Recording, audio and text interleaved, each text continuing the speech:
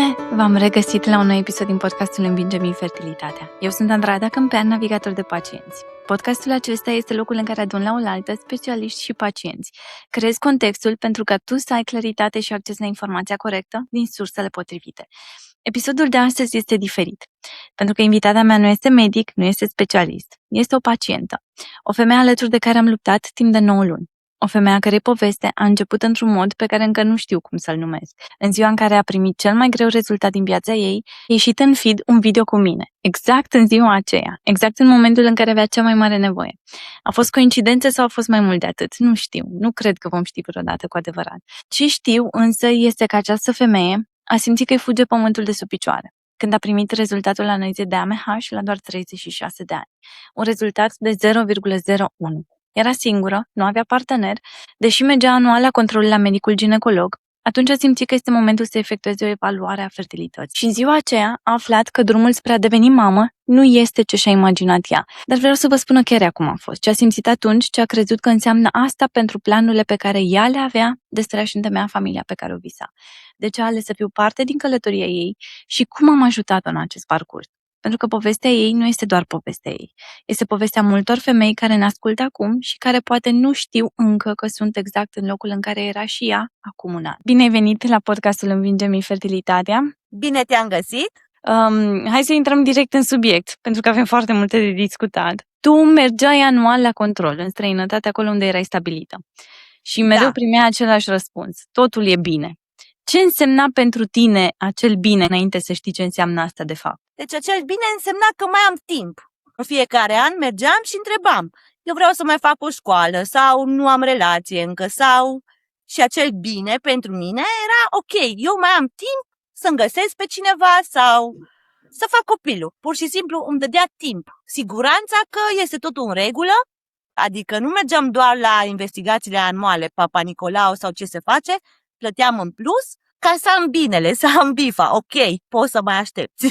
Pentru toți cei care se uită la noi, cumva să înțeleagă între contextul. Tu erai o femeie singură la acel moment, dar o femeie care știa că își dorește la un moment dat să devină mamă. Sau dorința ta era să-ți întemeiezi o familie singură, să devii o mamă singură sau să aștepți momentul la care se va întâmpla să-ți întemeiezi o familie, să întâlnești partenerul potrivit. Deci eu așteptam partenerul potrivit. Niciodată nu m-am gândit că o să fiu o mamă singură. Adică nici prin cap nu trecea.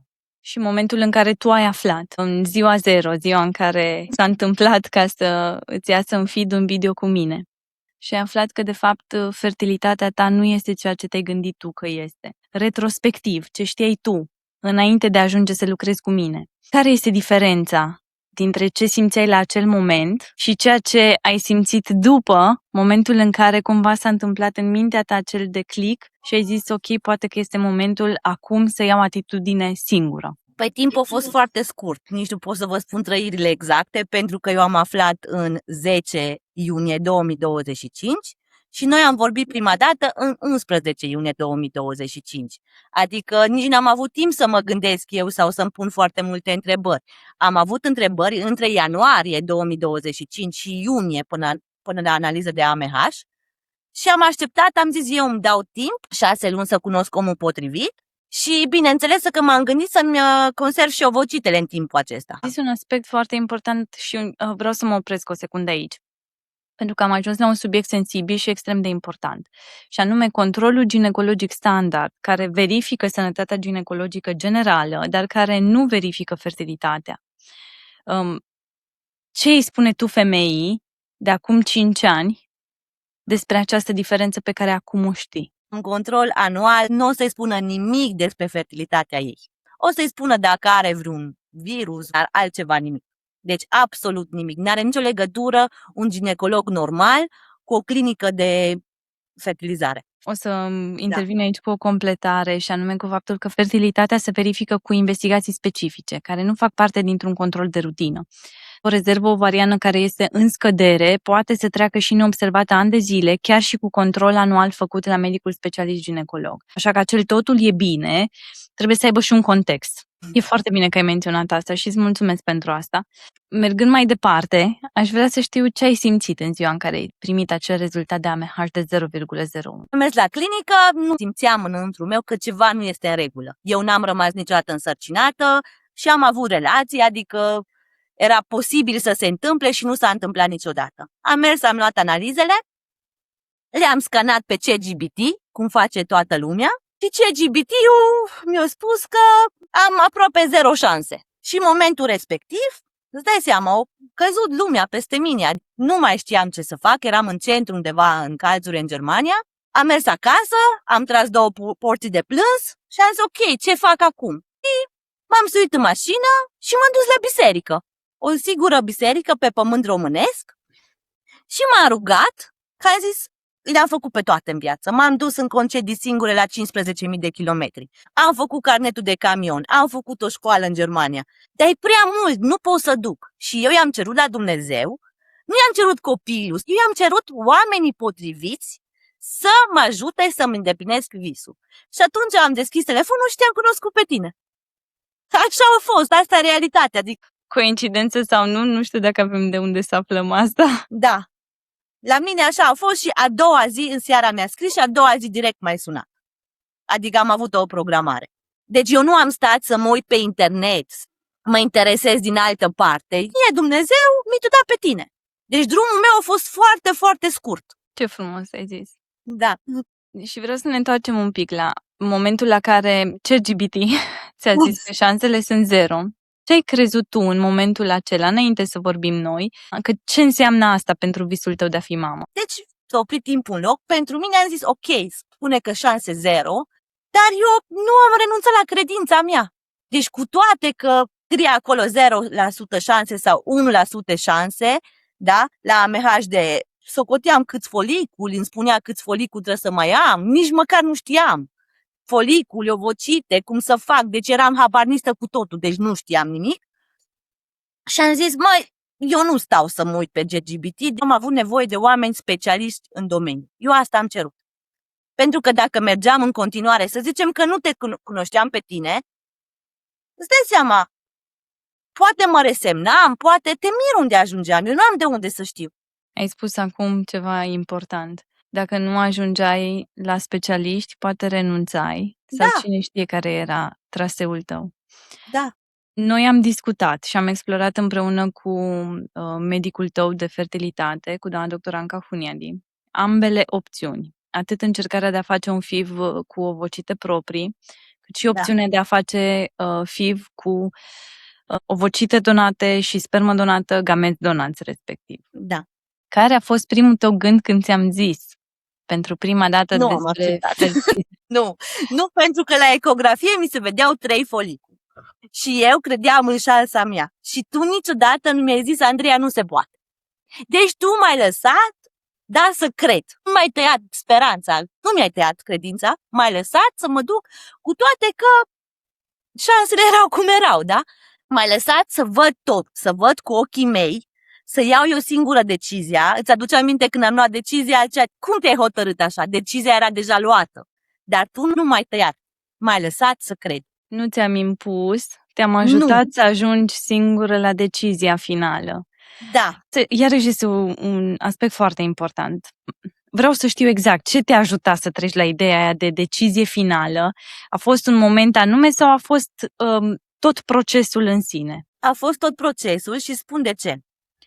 Tu ai resemnări în viață când nu încerci tot. Dar dacă tu ai încercat tot, pentru că tu mi-ai spus că s-ar putea să facem 3 stimulări și după aia vedem. Adică amânam cumva totul. Și șansa asta că credința că eu mai am o șansă, știi, m-a dus până mi-am dat seama, de fapt nu am nicio șansă, dar eu am acceptat foarte, foarte ușor. Îți aduce aminte de discuție și după aia m-ai întrebat cum de-ai ajuns la decizia asta, pentru că eu deja eram pregătită. Deja erau, cred că mai mult de 3 luni în care noi făceam un plan, cu analize, cu tot ce am văzut, absolut tot, adică n-am luat decizia asta așa. A fost un parcurs și când a venit decizia e ca și cum, deci nu am avut nimic. A venit firesc decizia. Da. Da, e important să spunem aici că aveai absolut toate datele, de la tot ce înseamnă partea de tablou medical până la parte financiară, cunoșteai toate informațiile de care aveai nevoie ca să ajungi să iei decizia asta. Adică aveai informații. Exact. Tu m-ai pregătit. Dacă ți aduci aminte cum făceam eu planul, eu nu știam, sunt foarte multe cuvinte medicale care eu nu le cunosc. Pentru că tu ai luat o decizie foarte, foarte importantă și foarte puternică. Da. Adică, din ce punct de vedere? În momentul în care o femeie își imaginează, se visează că devine mamă, ne creăm așa un scenariu în minte de când suntem fetițe. Și ne imaginăm cumva că viitorul copil o să aibă ochii mamei, trăsăturile bunicii. Nu ne imaginăm nicio clipă că acel copil s-ar putea să nu preia grimasa sau alunița pe care eu o iubesc la mamă. Cum ai reușit tu să înțelegi asta și să decizi că ideea de a face un copil cu material donat, cu o vocită respectiv spermă donată, este copilul tău? Eu văd treaba asta foarte simplă. Adică noi vrem să fie ca noi. De ce? Din punctul meu de vedere, fără să fiu judecată, asta cred eu. Adică eu văd altfel. Eu văd de ce fetița mea să nu fie mai înaltă, mai frumoasă, mai deșteaptă, mai de toate felurile. Eu așa o văd. O văd înaltă, frumoasă, blondă, cu ochii albaștri. Adică de ce neapărat să semene cu mine? Nu mă consider o femeie urâtă sau proastă sau necapabilă, Doamne ferește, dar știu că atribuțiile astea pot să-i le însușesc eu. De ce să nu vină o viață nouă? Fiecare copil are viața lui, nu ne aparține, nu e un lucru ce-l cumpărăm. Mie mi s-a spus, tu te crezi Dumnezeu sau copilul ăsta nu o să fie copilul tău. Ba da, o să fie copilul meu pentru că este la mine în burtică și nu o să semene cu mine și o să fie mai frumoasă ca mine. Asta văd eu. Și vreau să completez aici, pentru că, da, din punct de vedere genetic, jumătate vine de la donator, asta e realitatea biologică. Însă, biologia nu se oprește la genetică. Epigenetica ne arată că mediul uterin chiar contează și că uterul în care se dezvoltă embrionul îi influențează expresia genelor. Copilul crește în corpul tău timp de 9 luni, îți aude vocea, îți simte emoțiile, se naște, e hrănit, crește și este îngrijit de tine. Și legătura asta dintre mamă și copil nu se construiește doar din ADN, se construiește din prezență, din dragoste, din alegeri conștiente, din tot ce ai făcut tu înainte să fie și în timp ce ea este sau el este în viața ta. Te-am emoționat? Da, am dorit foarte, foarte mult ca oamenii să înțeleagă lucrul ăsta. Că decizia, că sunt femei care nu fac pur și simplu copii, că nu poate să accepte treaba asta. Deci eu chiar mi-aș dori să înțeleagă că medicina lucrează tot prin Dumnezeu și dacă Dumnezeu vrea să-ți dea, o să-ți dea și dacă nu, nu o să-ți dea, egal ce faci. Adică eu consider că minunea mea de fetiță este de la Dumnezeu, cu ajutorul medicinii, dar este de la Dumnezeu. Așa este.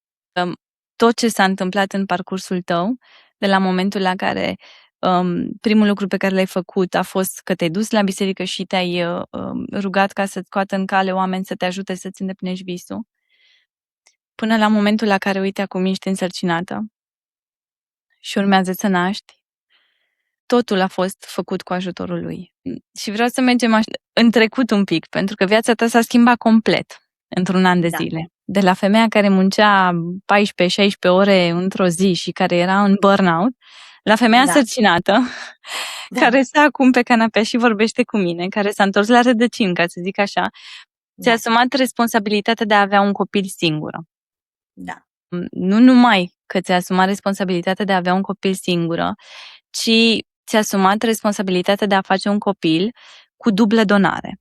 Ești un exemplu pentru foarte multe femei care în acest moment se uită la noi și care trăiesc în nesiguranță sau care au o teamă sau care vor să afle mai multe informații despre ce înseamnă acest proces, atât personal ca și emoții, cât și din punct de vedere al costurilor și al procesului logistic, să-i spun așa. Cum a fost procesul pentru tine, fiind singură, fără partener, și ce te-a speriat cel mai tare la ideea asta? Teamă, eu nu prea am. Frica, știu că dacă ai o frică, te oprește să faci ceea ce faci. Dacă mi-era frică, nu făceam nimic. Deci când ai o frică, trebuie să te gândești de ce. Dar, de ce n-am avut frici? Pentru că eram foarte bine informată de tine. Deci știam tot ce înseamnă. Ultima dată m-a învățat cum să țin copilul la piept când va veni. Deci știu și de acum știu cum să-l alăptez, ca să înțelegi. Pe partea că nu am o relație, acum nu știu ce mă așteaptă. Dacă ți-aduci aminte, eu am avut sarcină gemelară, da? Și la clinică unde am fost mi-a zis ce faci? Că ești femeie singură și dacă ai gemeni, cum îi crești? Și am zis, nu știu, fac rost de bani și angajez o bonă. Era răspunsul meu pe loc, mi-a venit. Mintea mea nu este pe frică, ci este pe soluții. Deci eu totdeauna am găsit soluții, așa cum zici tu, programate, încalculate, în euro, în cum se dă.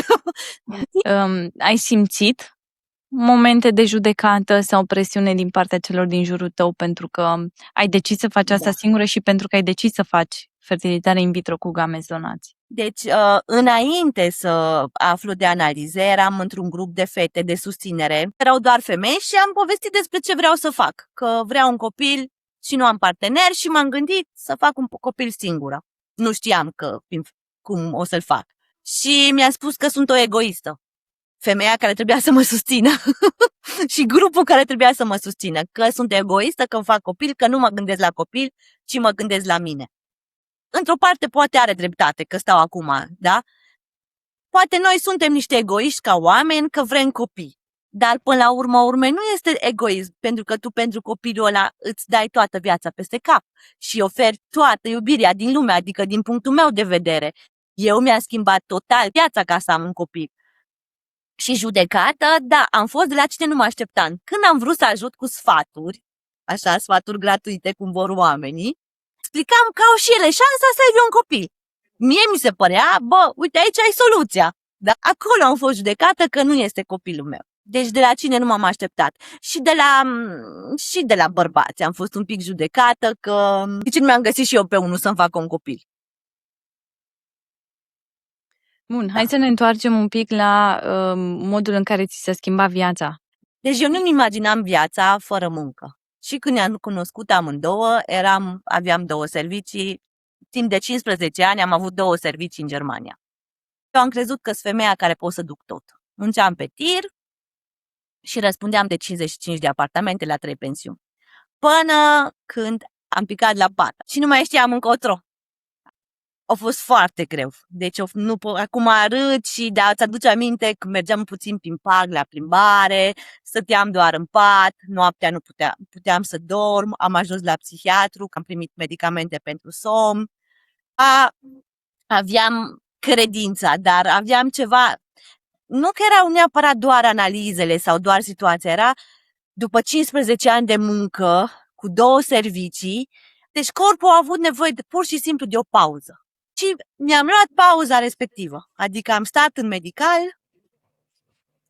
până am rămas însărcinată. Ai avut nevoie de timp să te refaci atât emoțional cât și fizic Da. și ăsta este un aspect important care face parte din procesul preconcepției, momentul în care îți dorești să devii mamă sau în momentul în care un cuplu hotărăște că își dorește să devină părinți. E important să facă așa o introspecție și să se uite, să vadă cât de pregătiți sunt din toate punctele de vedere pentru tot ceea ce urmează. Pentru că, da, este un proces lung și greu și ai nevoie să fii cu toate forțele acolo, prezent 100%. Cu toate că aș fi crezut niciodată că eu spuneam eu să merg la muncă. Eu reușesc să le fac pe toate. Deci tu mi-ai spus că este prea mult să renunț la un serviciu, poate, să mă gândesc, să mai pregăti cumva, dar eu nu.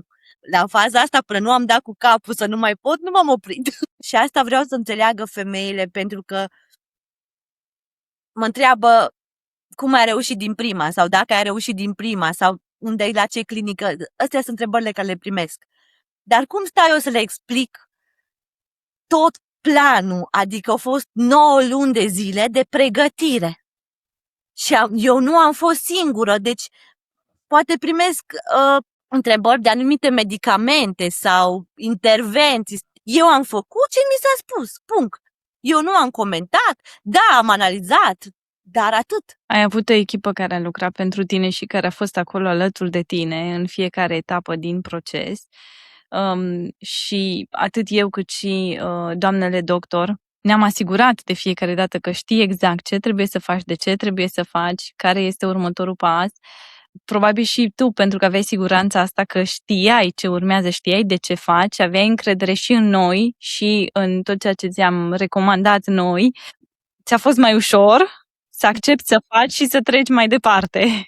Da. Pentru mine a fost numai în data cu tare trebuie să fac așa, trebuie să iau așa, trebuie să fac așa, atât. Deci eu nu am pus la îndoială niciodată nimic. Asta nu înseamnă că trebuie să ai încredere în oricine.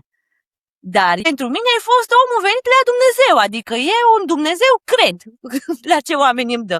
Așa am crezut eu. Mulțumesc, te îmbrățișez așa prin ecran. Să nu plângem. Nu plâng. Ce le-ai spune tu femeilor care amână verificarea fertilității pentru că nu au un partener acum, ca și cum ăsta ar fi un motiv să nu știe cumva unde se află? Siguranța vieții, ce este sigur în viață, este schimbarea. Și este cum ne adaptăm noi la schimbare. Atât este sigur. Amânând treaba asta, tu riști să cauți partenerul ideal. Și eu l-am căutat, partenerul ideal pentru mine, da? 36 de ani. Și nu a venit. Asta ce însemna? Să stau până la 40 și ceva de ani să fac un copil și să risc să nu mai pot să fac un copil? Deci copilul este sigur, este al tău, până face 18 ani, după aia probabil să duci la facultate. Dacă își doresc, în primul rând să-și dorească și să-și permită. Pentru că degeaba ne ascundem după degeti și zicem numai ha, hi, că dorința și așa, și manifestarea ca și cum ai deja copilul, dacă nu-ți permiți financiar, că sunt mai multe care trebuie să-ți permiți, din punctul meu de vedere. Tu ai făcut naveta între două țări în tot procesul ăsta. O parte din procedurile ai făcut în România, o parte din proceduri și din investigații în străinătate. Cum a fost logistica pentru tine, ca om, nu doar ca pacientă? Pentru mine nu a fost nicio problemă așa de mare, pentru că eu sunt de meserie șofer. Poate au fost cazuri în care să zic că mi-a fost un pic greu, dar nu consider că mi-a fost greu, Adică, când îți dorești ceva cu tot sufletul, și piedicile nu ți se mai par piedici. Ți se pare că e așa, ok. Un lucru care se întâmplă.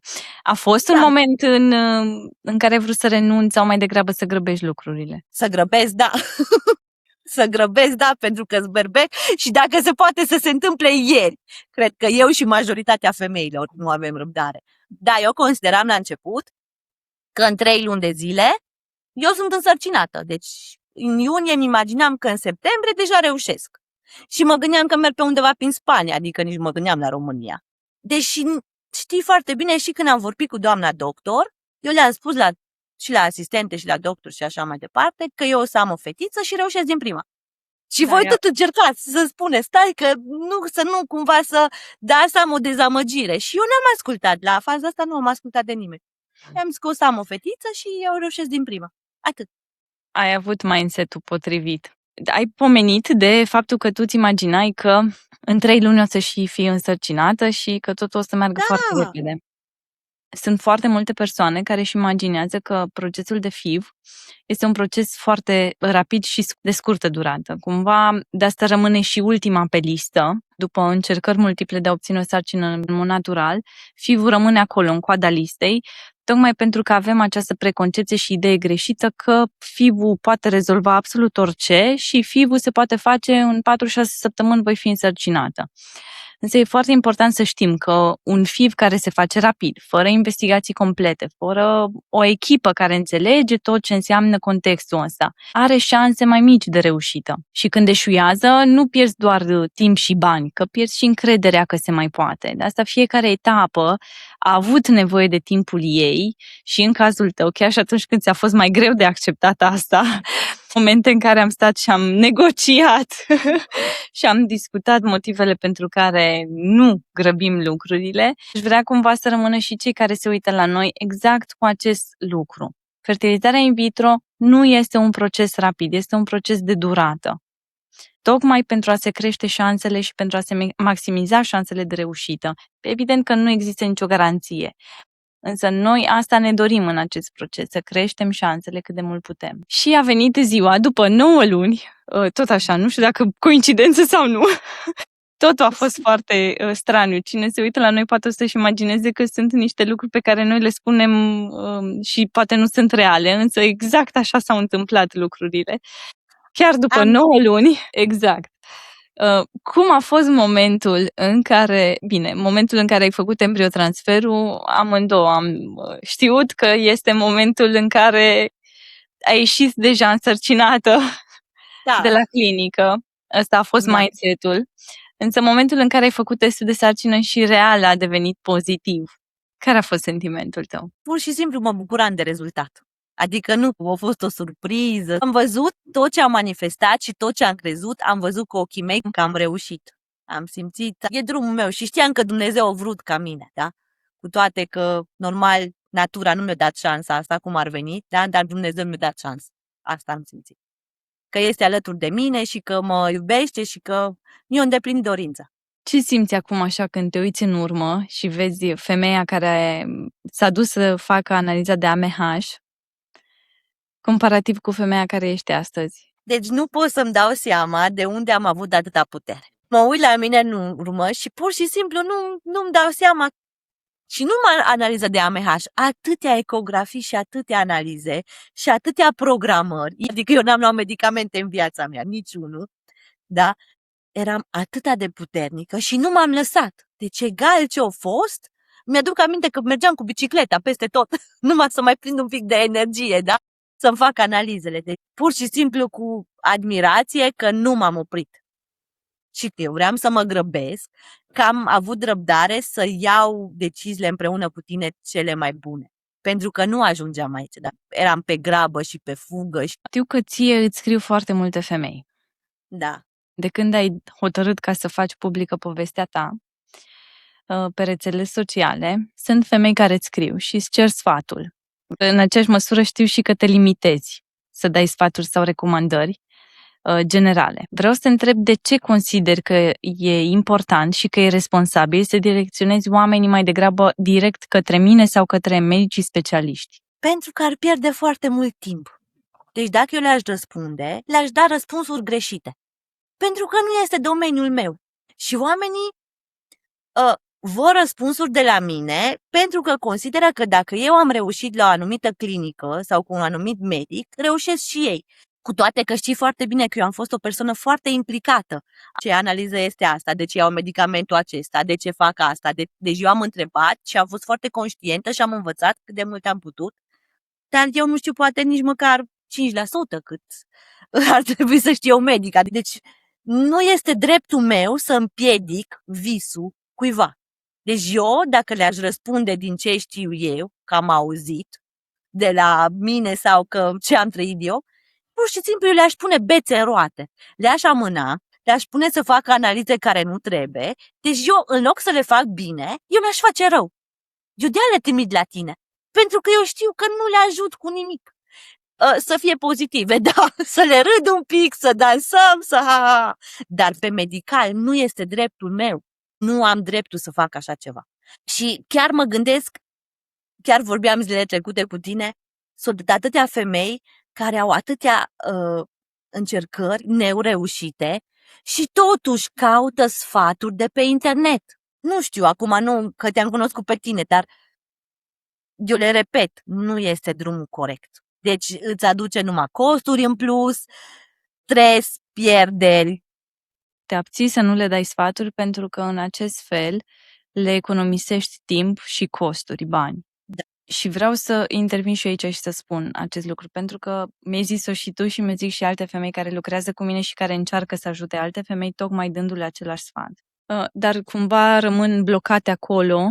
De ce să merg să o plătesc pe Andrada să mă ajute cu navigarea procesului când eu citesc 10 grupuri, urmăresc 15 femei care au trecut prin aceeași experiență ca și mine, sigur știu același lucru pe care le știe și ea. De ce nu e așa? Deci fiecare caz, da, este ca o problemă de matematică, adică fiecare caz are ceva aparte.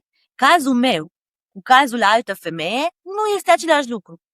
Și din punctul meu de vedere, motivul este, așa cum mi-a explicat odată, un puzzle așa mare.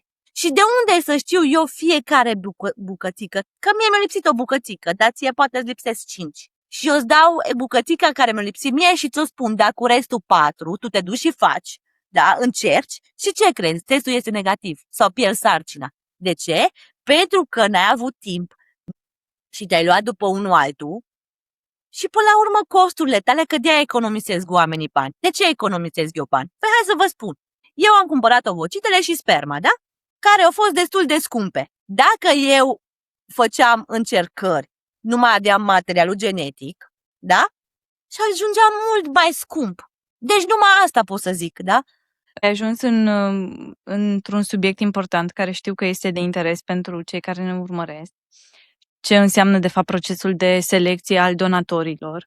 Sunt foarte multe subpuncte și puncte care sunt importante. Știu că poate oamenii așteaptă ca să vii și să spui câteva lucruri generale, dar în afară de asemănarea fenotipară și băncile de gameți care sunt multiple și sunt din diverse țări, fiecare vine oricum cu lucruri diferite.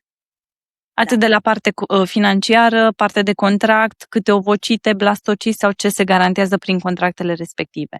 Este un proces de selecție care are nevoie de niște informații înainte de a lua această decizie. Pe urmă, și o să spun asta doar pentru că m-ai rugat tu, Andreea, ca să spun asta.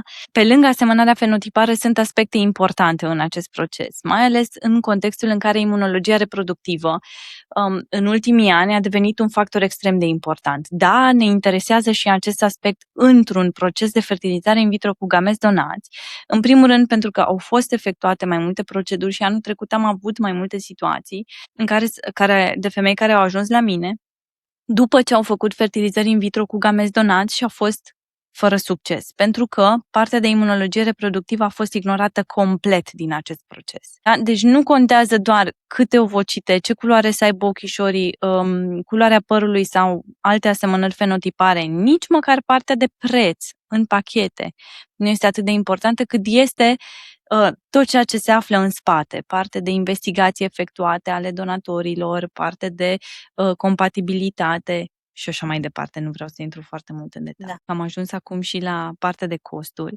Un proces de fertilizare in vitro, ca și costuri, diferă de la un oraș la altul, de la o clinică la alta și de la o țară la alta. În momentul în care cineva întreabă, și uite, aici o să mă dau exemplu chiar pe mine, eu niciodată nu am zis unde am reușit ca și fertilizare in vitro, în mod public.